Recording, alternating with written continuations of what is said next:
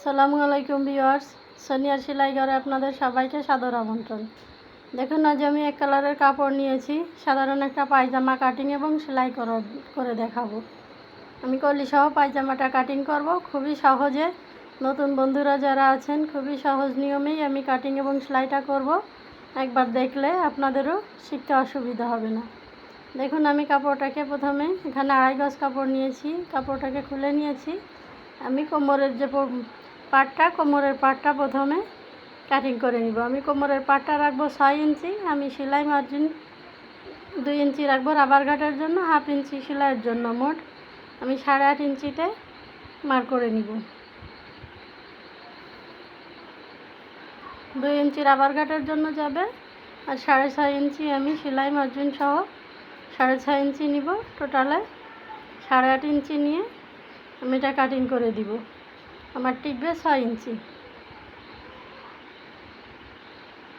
দেখুন, আমি মার্ক করে নিয়েছি। এখন এটাকে আমি সমানভাবে দাগ টেনে নিয়ে কাটিং করে নিব। আর এখানে যে কাপড় আছে, এই কাপড়ে কোমর হবে না। কোমরের জন্য আমি কোমর নেব ডাবল পাটের 24 ইঞ্চি, এখানে আছে 16 ইঞ্চি। আমি বাকিটা জয়েন্ট দিয়ে নিব পায়জামাটা কাটিং করার পরে।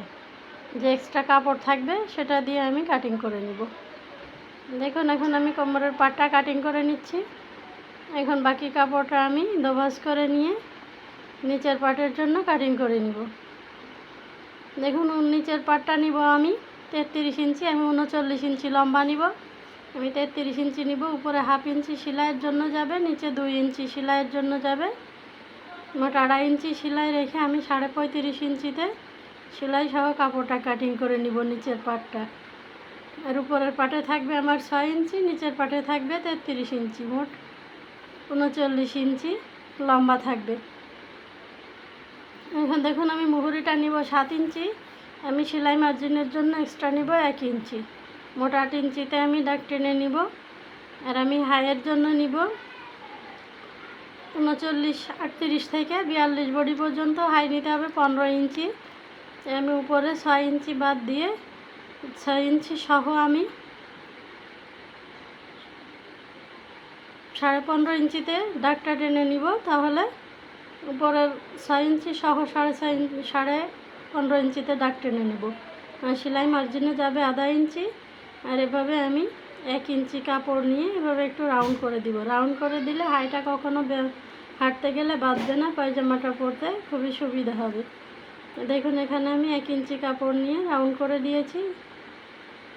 যদি একটু হেলদি কম হয় তাহলে 2 ইঞ্চি কাপড়ও নিতে পারেন। আর এভাবে দেখুন, শেপ কাট দিয়ে পায়জামা বা প্লাজো কাটিং করলে এটা কিন্তু খুবই পারফেক্ট হয়। দেখুন, এখানে আমি সেলাই মার্জিন সহ 8 ইঞ্চি নিয়েছি।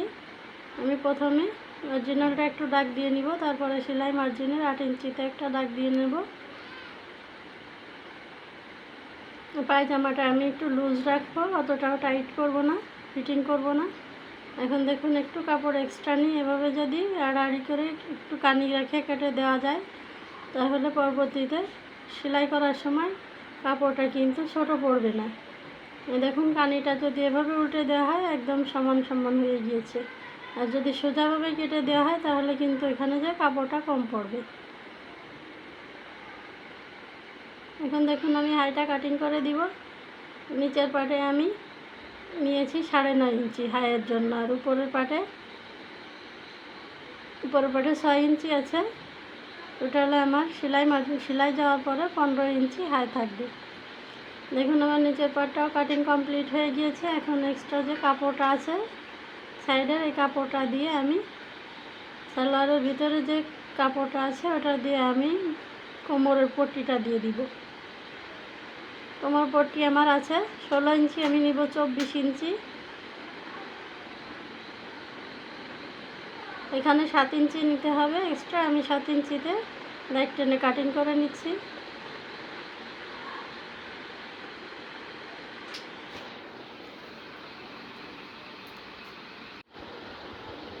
এখন দেখুন, আমি পায়জামার কলি দিব।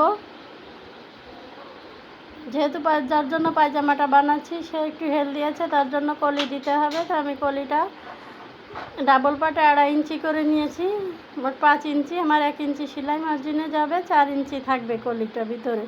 আর উপরে আমি 9 ইঞ্চি নিয়েছি লম্বা। আপনারা আপনাদের পছন্দ মতো নেবেন, কম বেশি করে নিতে পারেন। এখানে আমার কলিটাও কাটিং করা হয়ে গিয়েছে। এখানে দেখুন 1.5 ইঞ্চি কাপড় আমি চওড়া করে লম্বা করে কেটে নিয়েছি। এটা আমি ফিতা বানানোর জন্য, পায়জামাটা আমি ফিতা তৈরি করব, ফিতা লাগিয়ে দিব। এখন দেখুন আমি সেলাইয়ের জন্য চলে এসেছি। প্রথমে আমি পায়জামাতে এই যে জয়েন্টগুলো, ছোটো কাপড় যেগুলো আমি টুকরা কেটেছিলাম সেগুলো জয়েন্ট দিয়ে নিয়েছি। আর এখন দেখুন এখানে আমি যে ফিতার জন্য যে জায়গাটা থাকবে সেই জায়গাটা রেখে আমি সেলাইটা দিয়ে দিব, জয়েন্টটা দিয়ে দিচ্ছি। আর পায়জামা সবসময় ডাবল সেলাই দিতে হবে। দেখুন আমার জয়েন্ট দেওয়া হয়ে গিয়েছে।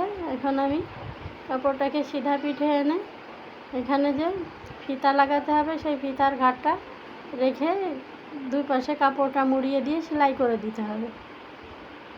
আর ফিতার ঘাটটা আপনারা চাইলে শুধু সামনে ফাঁকা রাখতে পারেন, আবার চাইলে দুই পাশেই ফাঁকা রাখতে পারেন। আমি দুই পাশেই সামনে পিছনেই ফাঁকা রাখবো, তাহলে ফিতা ঢোকাতে সুবিধা হবে। দেখুন এখন আমি 1 ইঞ্চি রেখে সেলাই দিয়ে দিচ্ছি ফিতা ঢোকানোর জন্য।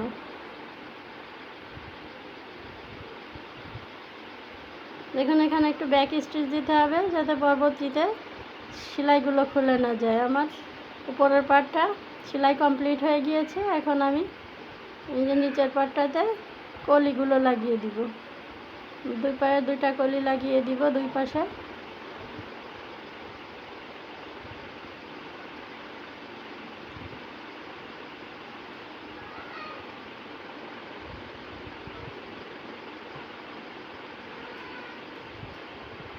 ভিউয়ার্স দেখুন আমি 2টা কলি লাগিয়ে নিয়েছি, সেম একইভাবে আমি 2টা কলি লাগিয়ে নিয়েছি। এখন আরেকটা পার্ট আছে, ওই পার্টের উপরে রেখে আমি সুন্দরভাবে জয়েন্টটা দিয়ে দিব 2টা পার্ট।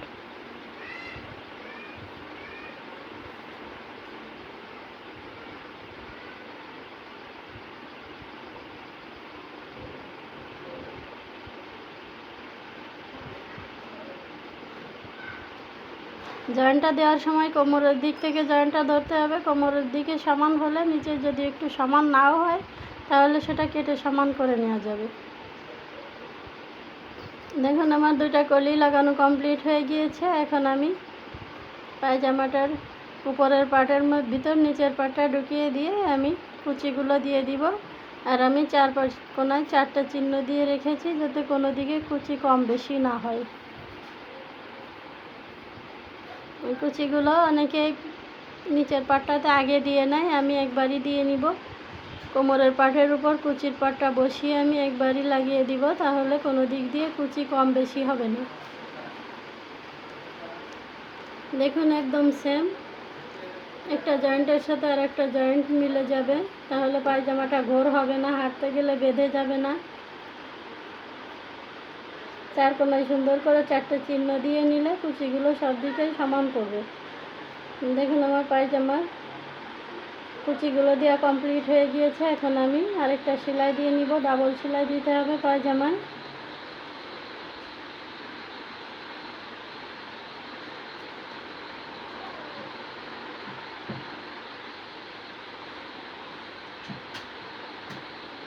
ভিউয়ার্স দেখুন আমার পায়জামায় কুচিগুলো দেওয়া কমপ্লিট হয়ে গিয়েছে। এখন এটাকে আমি জয়েন্ট দিয়ে নিব নিচে যে আমি মুহুরিতে বক্রম দিব। যেহেতু এটা পায়জামা প্লাজো না, তাই আমি বক্রমটা মাপ মতো কেটে নিয়েছি। কেটে এখন পায়জামার মুহুরিতে বক্রমটা সেলাই করে দিচ্ছি লাগিয়ে।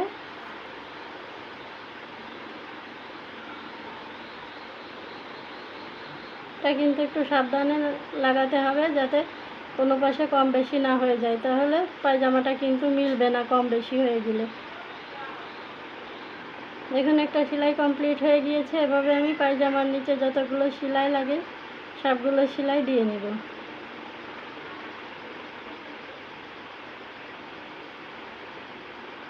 আপনারা আপনাদের রুচি মতো সেলাইগুলো দিয়ে দিবেন।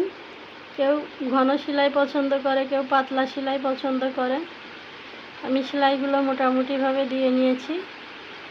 একটা পায়জামার মুহুরির সেলাই আমার দেওয়া কমপ্লিট হয়ে গিয়েছে। আমি সেম একইভাবে আর একটা পায়জামার মুহুরির সেলাইগুলো দিয়ে দিব। ভিউয়ার্স দেখুন তো, এটা পায়জামার মুহুরির সেলাইগুলো আমার দেওয়া কমপ্লিট হয়ে গিয়েছে। এখন আমি এটাকে মুহুরিটা 7 ইঞ্চি রাখবো। 7 ইঞ্চি রেখে আমি পায়জামার দুইটা পায়েরই জয়েন্ট দিয়ে দিব।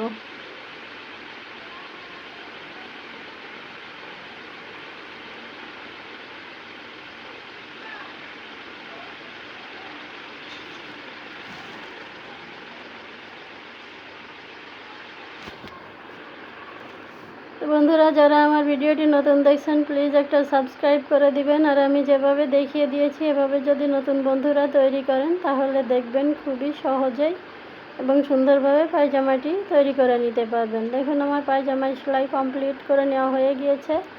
এখন আমি ফিতাটা বানিয়ে নিব। ফিতাটা আমরা সাধারণত যেভাবে তৈরি করি পায়জামা বা পেটিকোটের সেম একইভাবে ফিতাটা তৈরি করে নিব। দেখুন আমি সম্পূর্ণ ফিতাটা তৈরি করে আপনাদেরকে দেখিয়ে দিব। দেখুন আমার ফিতাটা তৈরি করে নেওয়া হয়ে গিয়েছে। বন্ধুরা দেখুন আমি সম্পূর্ণ পায়জামাটা তৈরি করে নিয়েছি। পায়জামাটার কলিগুলো কিন্তু দেওয়াতে পায়জামা পরতে অনেকটাই আরাম হবে। তা আমার ভিডিওটি ভালো লাগলে প্লিজ লাইক, শেয়ার এবং কমেন্ট করে দিবেন। সাবস্ক্রাইব করে আমার পাশে থাকবেন। পাশে থাকা বেল আইকনটি ক্লিক করে দিবেন যাতে আমার পরবর্তী সমস্ত ভিডিওর আপডেট আপনাদের কাছে পৌঁছে যায়। সবাই ভালো থাকবেন। আজ এ পর্যন্তই। আল্লাহ হাফেজ।